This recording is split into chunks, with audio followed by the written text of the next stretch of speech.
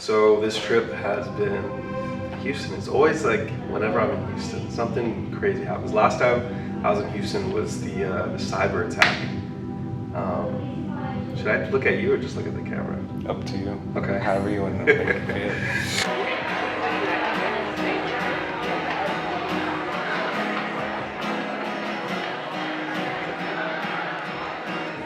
feel. So right now we're backstage. This is like a little corner that we have before we go on stage. So Kelly and I were rehearsing in the back, and we were just kind of like free flowing. Let's go back to Genesis chapter 1. Okay, let's go through this very simply. Genesis 1 and 2, Genesis 3 and 4. One of my favorites is, I don't know if we're working this key, but show me your face. Oh, you're talking to me about the song right now.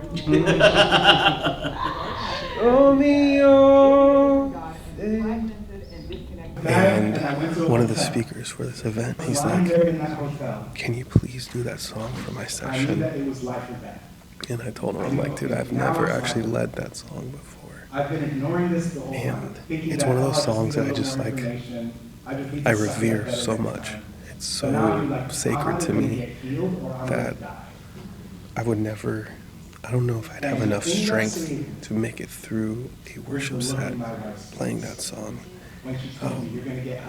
And so I told him, I was like, I'll think about it. And so I ended up doing it. So what ended up happening, it was for the next day, and so we're backstage and we're coming up on the session where we're going to do that song. And so Kelly and I are going through it again, and he's preparing his notes as we're rehearsing it, and the Spirit just hit so profoundly that he just started bawling.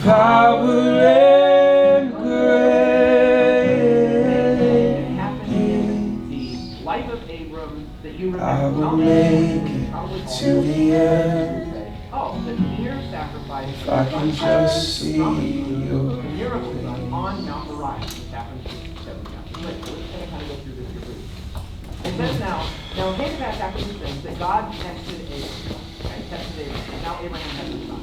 By the way, in Isaac, they would say Yitzhak, which literally means laughter. He was called laughter because when God told Abraham and Sarah in their advanced age to have a child, Sarah laughed. And God said, "Oh, that." I told you, Angel, this song is dangerous, man. I can keep my promise. I'm going to This whole morning I was bawling my eyes out. I woke up just bawling my eyes out. I was playing this. But I'm going to keep my promise. So after these things, God tested Abraham. I don't know if I'm going to make it through. Here I am, Lord. Nah, the spirit's gonna fall, bro. And he said, okay, I have a question. Take now your son, your only son, Esau. Everything is over. It was such a moment that I started crying as well. Just everyone in that room just like stood at attention, like no one can move.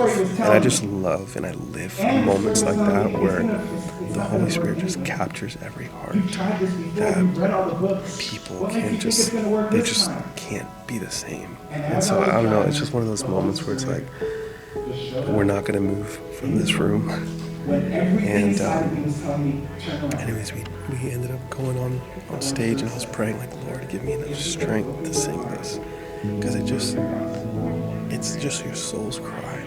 It's so personal, and so I'm always reminded of Psalm 27, where it says like, the one thing that I ask for is that I would dwell in the house of the Lord forever, that I may seek his face. And that's what the song declares, and that's everything like my heart and soul declares. But that song just speaks to it. And one of the last lines that means so much to me is in the song it says, I can make it to the end if I can just see your face. And I believe that in that moment, not only just backstage, but what happened backstage prepared us for what happened on stage. And while we were on the platform, I believe there were so many people here at this event that saw his face. And But I didn't realize that man, there's nothing like it. And so I have to say this was one of the highlights of